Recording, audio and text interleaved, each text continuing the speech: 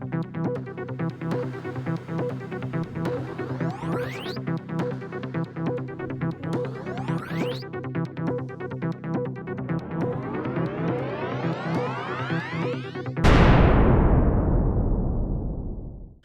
back to the NeuroMarvels. I am Dr. Gwen Palafox, and my esteemed colleague is Dr. Dana Waters. We're glad you're here. Back. Yeah, hey, welcome back, everyone. By the time you get this this episode, we are going to be really deep into the holiday season. So happy holidays to you, and we hope that this finds you well and good.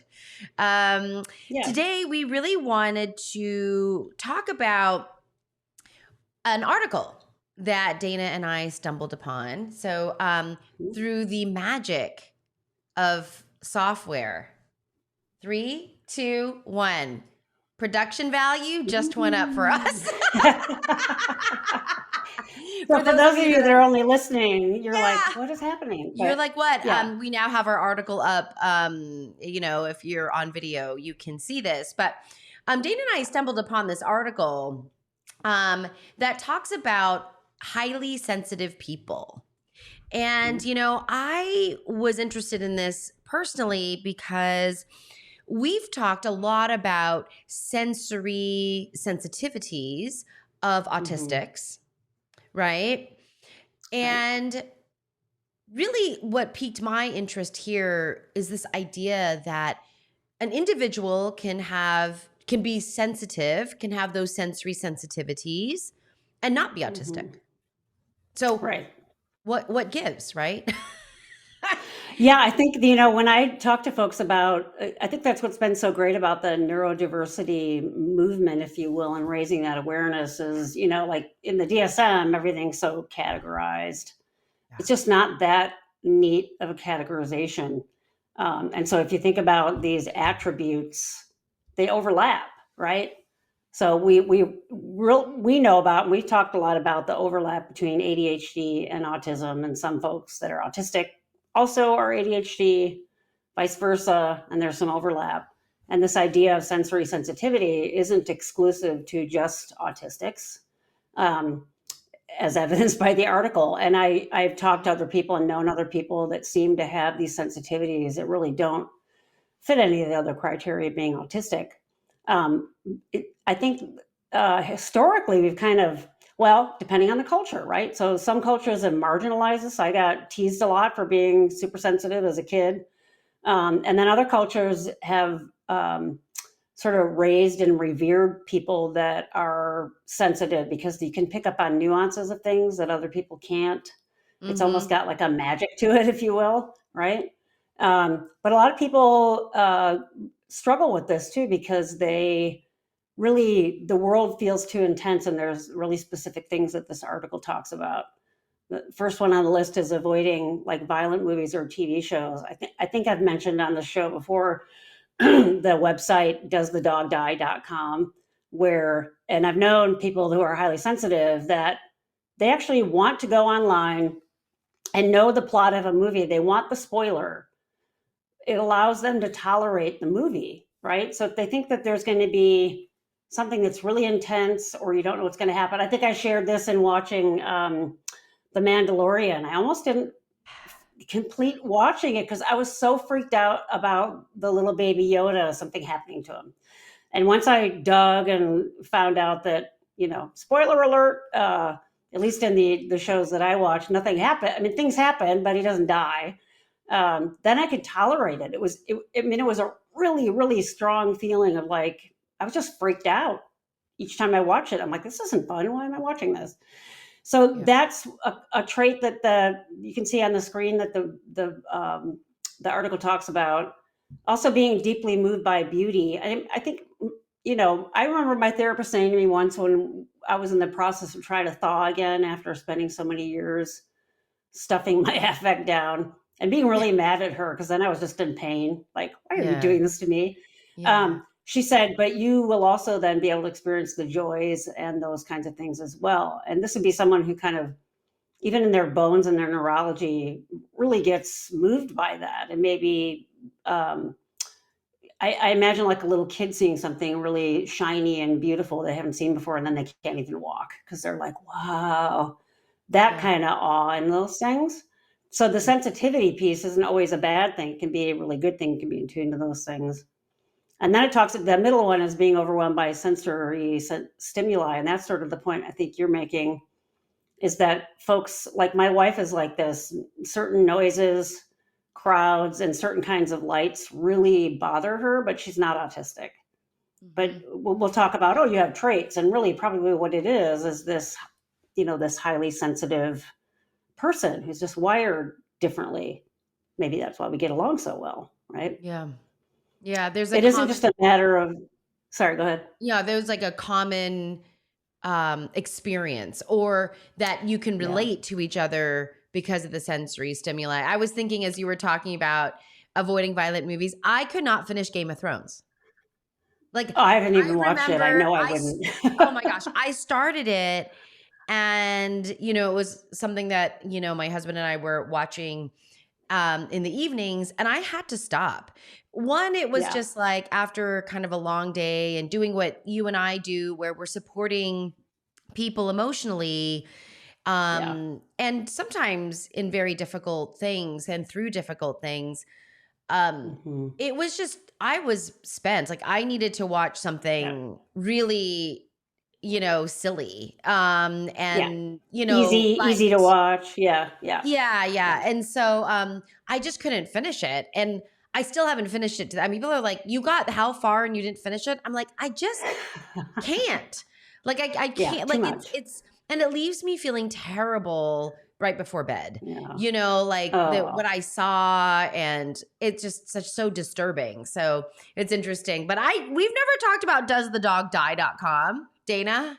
oh, we haven't. Okay. Yeah. No. It's actually, yeah, absolutely. Check it out. I had a autistic friend of mine tell me about it because it got started, I think, from, I don't know the name of these. Oh, is it movies called John Wick? I think that, Oh yeah. Yeah. The I've never John Wick seen them, but series. Uh-huh. apparently people were so freaked out about the dog dying that they just Yeah. wanted to know, or they couldn't tolerate the movie. So that grew then since, and you can type the name of any movie or TV show in, assuming someone's put stuff in there. And it doesn't just have things like, if there's an animal, does the dog die? It's got all these ratings and like these buttons that people will say yes or no for, like, is there domestic violence? Is there this? Is there, sexual predation? It's the list just goes on and on and on. So some of them don't apply, but you can see like your triggers. And Yeah. so you can make an informed decision about whether you want to watch it or not. Or again, if you know it's coming, you can tolerate it better, right? Yeah. I love the movie Dances with Wolves. I can't watch it anymore because of what, two animals in that movie died. I know it's a movie. I know those things happen in real life, but I can't, it makes me feel so awful, sort of like what you're talking about with Game of Yeah. Thrones, right? Yeah. So I think it also, I'm wondering if highly sensitive people also are like autistic people, and that we like to watch the same shows over and over and over. Because there's like a familiarity, we pick up on different nuances, but then of course it's coming as well, right? Yeah. But There's I a can do that with my predictability. wife. Yeah, we can Yeah. watch the same thing over and over, and we'll both pick up nuances that we hadn't seen before. And I think it's just kind of getting through those layers of that is really interesting. That this is being described as someone who's a highly sensitive person. Yeah. Yeah. I The mean, fourth Dana, thing on this list, yeah. Go ahead, go Dana. ahead. The fourth thing on this list I think is really interesting, and this is true for any neurodiverse person, is the need for downtime. So we talk about this with our clients all the time, right? If you know you're going to be in a situation where you're going to have a lot of sensory input, you have to have recovery time, Mm-hmm. or you may need more downtime than someone who's extroverted. We sort of, just to give a label to it. Mm-hmm. And then my experience with folks that are highly sensitive is that they do have a really rich inner life. I think maybe that's why people that are like this are so creative. Maybe that goes along with that being deeply moved by beauty, that kind of thing. But to me, it's like this really describes another kind of brain that is part of human nature, but has this cluster of things, to your point that we started with, that overlaps with autism for sure. It's like the Yeah. wiring, right? Yeah, I mean, you're just wired, like, this is the way your brain is wired. And I think it like kind of does go back to the idea or the neurodiverse movement, right? Which is that different wiring or a variety of wiring is normal and expected, right? In the course of humans, right? Like that it's normal for there to be, and there should be, a diversity of wiring neurologically. And so, and I really, it's really, I mean, and I don't necessarily want to use spectrum because, spectrum is part of the autistic label, right? But this idea that there is a continuum of the way that wiring expresses, like how it expresses itself, right? If there's a continuum of things, because I'm sure there are also people who don't feel much neurologically, like they're hypo or under sensitive, right? So this is kind of on that other side. And I like this idea that in order to experience the depth of sadness, that depth of sadness gives you the range to experience the height of happiness, right? Or joy or awe or whatever. That as the range increases, so does the degree or the intensity of feelings. All of them, right? All And of them. how do we do that? This idea for this idea for downtime, Dana, which I find to be so interesting, is that idea of like coping ahead. That idea of like, I predict and I can see what's coming. And because I know myself, how do I manage that in a way that I can still function, that isn't, too stressful? Yeah, and I think that that's one of the learning curves of if you are highly sensitive, autistic, ADHD, whatever neurodivergent it is, part of knowing that you are and incorporating that into your identity is, like you said, that pre-planning. So if you know you're going to be exposed to something that's a high stimulus, don't plan anything the next day. Plan downtime. It's really important to do that. Or pay attention to what happens to you when you don't have that, because then you're going to know you get kind of burned out or super tired, and then you'll realize that more about yourself and really be protective of the time that you've got to have for that recuperation time. It's different, right? Yeah. It sort of is like if you go to a really loud concert, anybody goes to a really loud concert and you're not wearing headphones or something. For that drive home, and then even like, let's say it takes you 2 hours to get home, and then you get in bed. And even then, when you lay in bed, you can hear like that ringing in your ears. That's what it's like for everybody. So imagine that if you've got that neurosensitivity, your brain has been going through all that, like for whatever you've done, you've gone to a restaurant or something. And it takes time to quiet that down. Once the brain gets primed into a certain sort of sensory state, it won't go back to baseline without you sort of really quieting it down. It wants to stay in that hyper arousal. You have to deliberately do some things to get yourself out of that.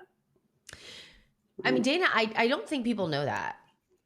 Like I don't think that is a known, that's a known thing.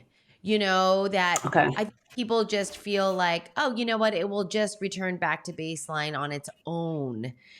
And this is the idea, I think, of emotional regulation or self-management, this idea that we need to actively engage in activities and, ideally as part of a daily routine in which to rebalance the system, right? But life gets really busy. We get some distance from it.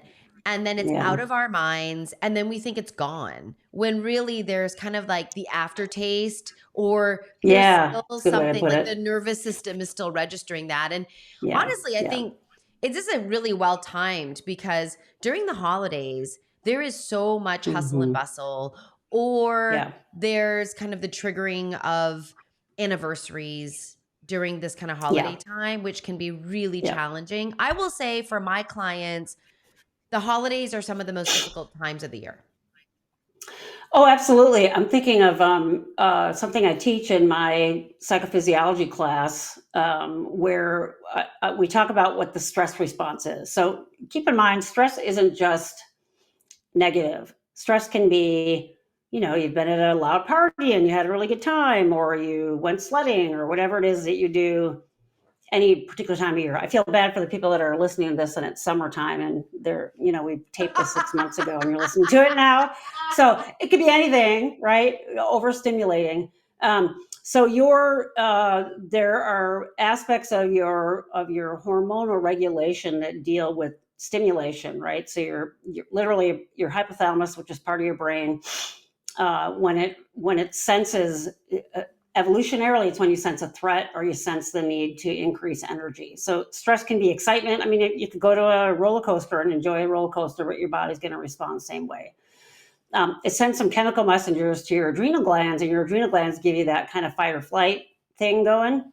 And then you typically get the brain recognizes, okay, the threat is over, and now I can down-regulate again, and I go back to baseline. If that threat stays, or you never do anything to deliberately lower it, it stays in that kind of hyperarousal. This is something really common that we see in folks with complex trauma. They spend all those years and their system is so used to being hyperactivated. We call this the HPA axis. It's the parts that are involved, the hypothalamus, pituitary, and the adrenal gland. And if you're not shutting that system back down deliberately, or just having that downtime to let it return to normal, you actually start to see things like exhaustion, and your immune system takes a hit, right? So you have a tendency to get sick. I always describe this to my students because inevitably you work so hard all term, you're totally stressed out, and then you finally go home and relax and you get sick because your body, you've been, right? Yeah, you've been whacking your immune system. Yep. You're like, damn it, I finally have time off. But it's a really good indicator of how that constant drive state does lower your immune system. And why is that? So that fight or flight system, if I'm, the proverbial running away from a tiger in the jungle, how we're wired, if I have to keep that going and I'm constantly under threat, my body isn't going to care about the immune system. It's going to send blood to my muscles and blood to my brain, parts of my brain that are motor centers, to get me out of there and do whatever I need to do to survive. It doesn't care about your intestinal tract, doing its thing overnight. It doesn't care about keeping your immune system up. And the idea is that those are supposed to be short duration activities, right? So if you're under stress long-term, whether it's something like trauma in your childhood, or you are a hypersensitive person, whether you're autistic or not with that, and you're never having that deliberate downtime, you're frying that system. And so I have this happen with clients all the time. They're like, well, now I'm super sick. Now I have to rest. And I'm like, it'd be nice if you could do that before you get sick so that you're not forced to do that. You really do have to plan that time. And so there's real physiological pieces to this, is sort of what I mean in terms of that. Just one example of what the brain goes through and your whole system and your body goes through if you aren't giving yourself downtime to recoup, right? Your brain and that system thinks it's still going, and it will continue to dump those chemicals, those hormones into your system. And you'll start to see other signs of stress. I mean, this is one of the tactics they use to torture people, is to keep them awake, keep them stimulated. In hostage situations, they play loud music so people can't ever be quiet, because you start to kind of go crazy, right? And you just like, okay, I give up. So imagine you doing that to yourself on that level all along and not planning those downtimes. It's absolutely essential.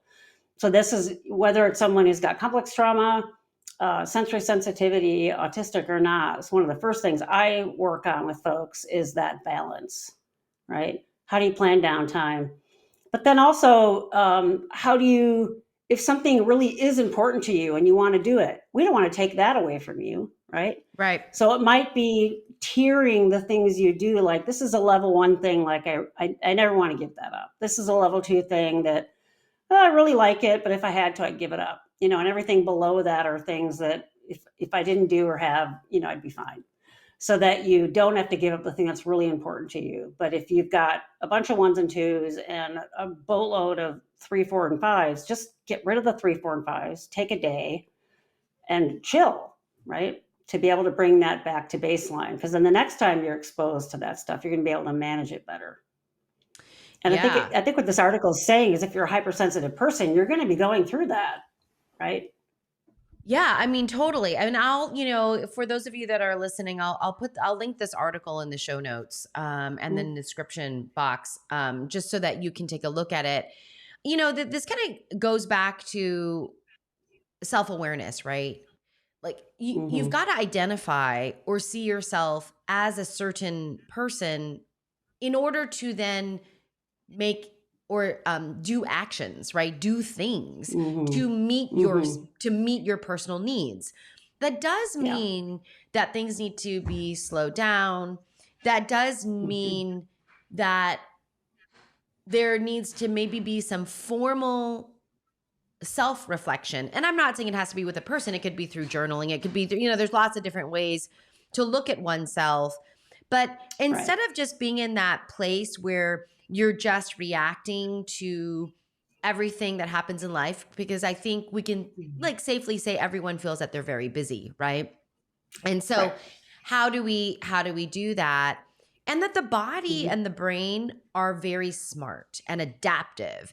And so if there is chronic stress, it will meet chronic stress. It will change baselines in order to meet that, because that's what's being presented. And so the body will adapt. And, Dana, you and I need, it's a separate episode. But it's really talking about stress, and that, that eustress curve, like how do we really think about stress, and that stress is necessary in life. And so how do we do that? And we can talk about that in a different episode, as well as maybe another episode on how do you plan downtime? Like, what is the approach? How do you think about downtime? And how do you make choices about what you're doing during downtime, right? So that's something that I think we could bring up. But kind of this idea, just to, again, raise awareness for our audience. You can be sensitive and not autistic. And being sensitive is not a bad thing. I mean, I do think that, again, we've talked time and time again about how things get pathologized in Western cultures. I had a student of mine share with me last week an article from the early 70s in Russia. She happens to be fluent in Russian, so she could read this, where in Russia in the early 70s, they were describing autism as a brain thing, not as back in the 70s in the DSM, autism was a mental disorder. And it sort of is like, oh my God. So that idea of seeing things in a different way, that it just because we see things a certain way here, or our culture sees it a certain way, you're too sensitive. You're too sensitive.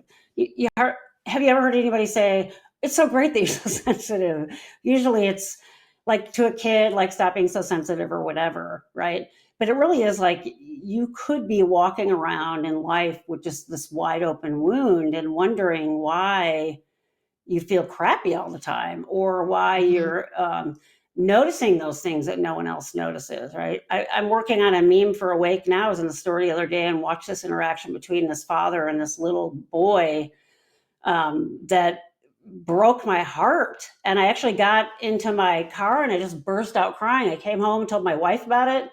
And she's like, you pick up on those things like other people don't. I just yoked into it, and I felt it like in my being. Now, part of it could be, yes, I had a shared experience as a kid, but I do think some of it is because of the super sensitive. It's one of the things that makes me a really good psychologist, and why that ended up working so well for me. Yeah. And I do think people that work in these fields have this. I mean, they're using that neurology, that gift they have, in a good way, but it also can leave you really open and feel like you never quite, you're never wrapped up and you're not kept safe from all that stuff, which is so important to do, especially if you're highly sensitive without being autistic. Yeah. No, I mean, it's interesting reading this article because, actually my daughter and I were just talking about how we can really, we'll cry at a commercial. Mhm. Like we're crying when we're sad, we're crying when we're happy, we're crying, we're like, if Yeah. something gets brought up and we feel emotions around us, like, I'll Yeah. cry in a heartbeat. I'd be the worst psychoanalyst, right? Like I am not a blank Oh my slate God. therapist Yeah. whatsoever. But if a parent is Yep. crying or one of my clients is crying, you guarantee I'll be crying. Like I Yeah. guarantee you my tears will start to well up in my eyes and I feel Uh-huh. this, Yeah. but this is something because, and the whole idea of this is, does this resonate with you? Right? Yeah. In our audience, Yeah. does this resonate with you on some level? Because if it does resonate with you, and Mhm. resonance is something you feel almost cellularly, right? Like you Mhm. feel it, it's something to consider so that you can care for yourself, Yeah. Yeah. right? In a way that meets your needs so that you can live in this world with Yeah. intentionality and comfort, right? Yeah. Yep. That's Yeah. so important to me as I think about, the message that we want to send or the environment or that we want to create, you and I, Dana, for people, Mhm. which is Mhm. Mhm. self-discovery, which then leads to something actionable that's good for you, Yeah. right? Healthy for you. Yeah, yeah, and it doesn't happen in a vacuum. As you're talking, Glenn, I'm thinking about how you talk about your sensitivity with other people in your life, right? So if there's a noise or something like that that's bothering me, or I could say my wife because she's not autistic, but certainly fits the criteria for this. If she says in this article right above Gwen's head, it looks like two people sitting in a car, they're on a road trip. And so that reminded me of, you go on a road trip and you have 8 hours ahead of you, and there might be something like rattling in the car that would drive her nuts. We would stop somewhere. I'd say, let's just stop and figure it out and stop the rattling. Are you sure? Are you sure? And one time, it took us the longest time to figure out what it was. We had our water bottles in the little cup holders, and it was that little ring that when you take the cap off, it'll do this. We couldn't figure out where it's coming from. And it literally probably took us a half an hour of trial and error to figure it out. And then once we figured it out, I took that stupid ring off the water bottle, and it stopped, and I could just see her arousal level go down, like, oh. And why is that not okay? Why do we have to say to people, oh, suck it up, you'll be fine? Work to know your triggers. It's okay for you to say, I need help, or I need to figure out what this is to get away from it, rather than having to torture yourself and do that. Like I have some students that are probably highly sensitive, not autistic, that get bothered by the fluorescent lights where I teach. If I have a bigger classroom, we have the ability to dim them, or we can turn one whole side of the classroom off, which is great because then those folks can sit over there. I have some students that are prone to migraines and those lights trigger them. And they'll say to me, oh, it's so great that you work with us to figure this out. And in my mind, I'm like, why wouldn't I? But that's not the world, right? The world would be like, oh, what's wrong with you? You can't handle these lights. And then you internalize and think something's wrong with me. I'm being too sensitive. I should just suck it up. But knowing if there is something that's like inescapable that you can't do something about, again, plan that, have that awareness, know it's going to drain you, and then plan that recovery time, right? Yep. So awareness is always the first thing, right? Yep. Awareness is always first. Always first. Awareness is first. Some sort of action is next. And then implementing that action, actually doing it, not just talking about it, but actually doing it. And then you mentioned, and we can talk about a whole nother episode about how do you de-stress? And it really is idiopathic. It's meaning it's really unique to each person. Mm-hmm. What is one person's recovery time is another person's hell, right? So it has to be what works for that person, what de-stresses them, for sure. Yep. Yeah.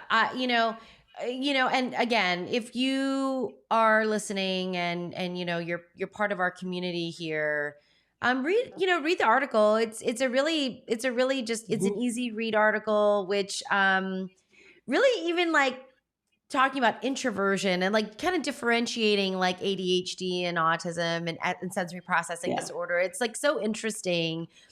you guys know, if you've listened to any of our other episodes, that Dana and I are, we don't like to label unless we actually have to label because it serves a purpose.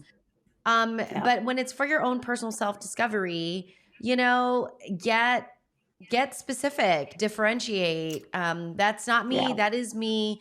And that's just, an exercise of self-awareness so that it does lead to your own self-care. And where are you going to spend your resources or your cognitive currency or your, the energy currency that you have? Do you really want to spend it on tolerating the plastic ring that's, around like for 8 hours? Yeah.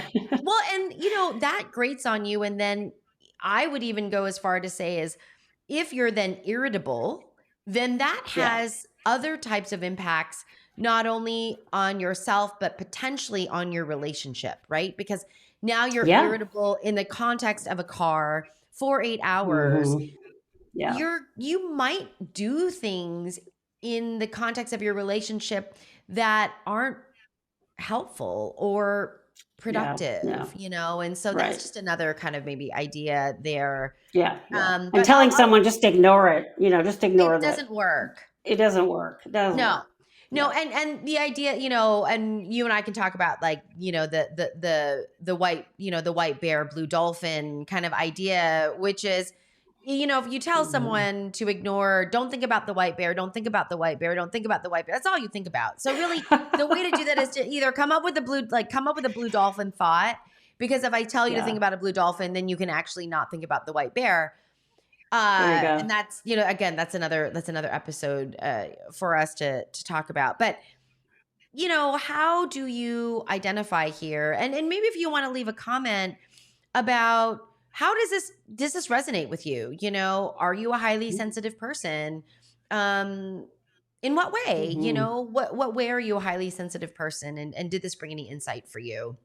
And if you guys like, go ahead, Dana. Yeah. And if you are, welcome to the neurodiverse community, because I think inclusion is important too. Yeah. And you were going to say, please do give us some comments in the if you're listening to this, because we really do want to get some feedback. It's okay to tell us you'd rather have us do something a certain way, or would you talk about a particular thing. We really do want to have some interaction with y'all and hear about what you like and don't like and what you'd like to see. Yeah, and if you like what we're doing, what really helps us is really liking and commenting on our content, whether you're listening to it through your ears or you're watching us through YouTube. That really helps us continue to do this. So if you feel so inclined, we would appreciate that thumbs up and a comment, if you will. And thank you for joining us for another episode. Be well, everybody. Go home and turn the lights off. Amen. Bye, everyone.